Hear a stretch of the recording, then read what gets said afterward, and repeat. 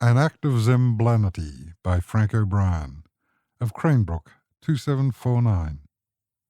Narrated by Lex Marinos. You stand on the bridge as the sky burns in endless arrays of double helix, red, black, yellow, orange, blood, bile. The seas writhe in anguish as you vainly attempt to expel the angst threatening to explode from your very pores.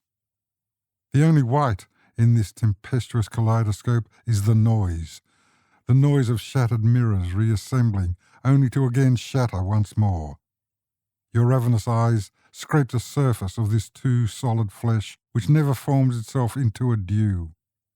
Somewhere, on the reverse side, there are others, beyond your grasp, like you, but in negative, clutching at the edge of a verisimilitude. You know that they are there. It's their breath upon your neck, their fingers at your throat, your temples digging into your mind.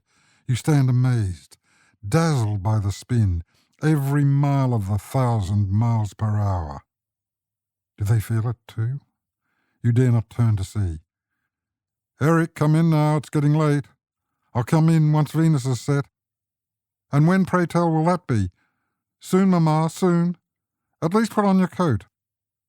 Anna knew there was no point in pleading or cajoling. He would eventually give up, and for a few hours at least rejoin the human race. She trudged back up the path, leaving her solitary son to his one true love, the stars.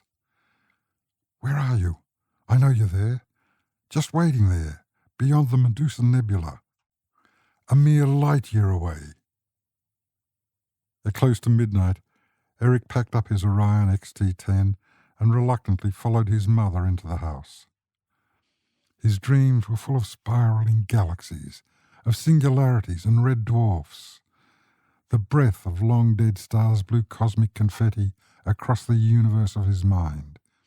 His heart beat in time with something primordial, something from a time before time. Robert Franklin? Present. Amy Kepler? Here. Eric Korngold? Eric Korngold? Eric, are you with us? Mrs. Burnell knew the answers to her question before she asked. Eric was in the room, but that did not necessarily ensure his presence. She'd met with his mother, who had already had him tested. IQ off the charts. Awareness of surroundings below par. Eric was watching the shadows that travelled furtively across his peripheral vision. The others were watching more closely as he entered his final years of high school, their voices insistent echoes. In the ensuing silence of the room, Eric acknowledged Mrs. Burnell. His hand, seemingly autonomous, gestured towards her while his focus remained fixed upon his latest space-time equation. Mrs. Burnell seemed satisfied. The Norwegian Academy of Science and Letters, the Ministry of Education and Research, and the Kavli Foundation would like to award the 2017 Kavli Award for Astrophysics to Dr. Eric Korngold. In his dusty tuxedo, borrowed from a colleague, Eric made his way to the stage. His uncertain gait and habitual checking, as if being followed, was too familiar to the scientific community to raise attention. His groundbreaking work into parallel universes had assured him an unassailable place in the pantheon of theoretical physicists. Congratulations, Dr. Korngold. Eric accepted the award with his usual detachment, his head slightly cocked as if listening to a distant voice.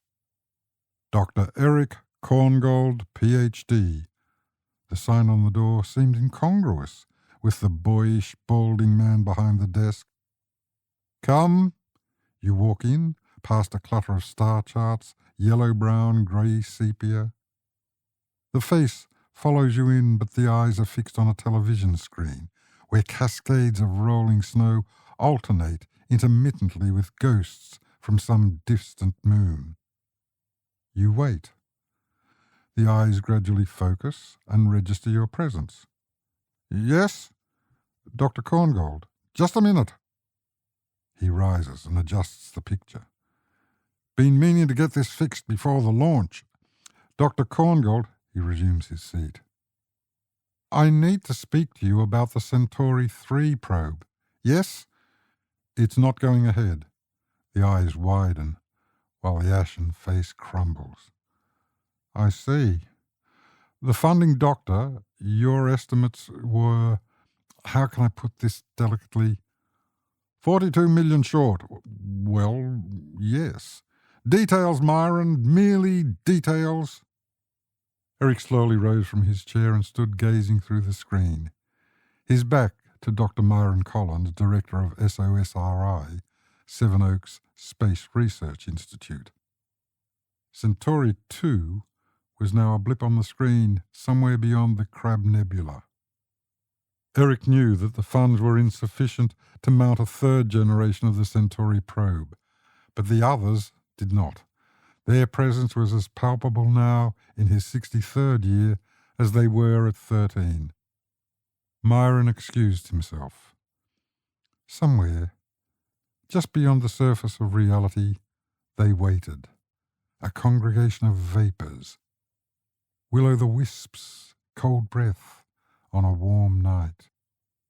Eric had come to accept their presence over the years, and they had, in turn, recognized a sympathetic soul, lost but redeemable. They had long ceased to disturb him. As he grew older, the one-time obsession with distant stars now seemed quite natural for the astrophysicist he had become.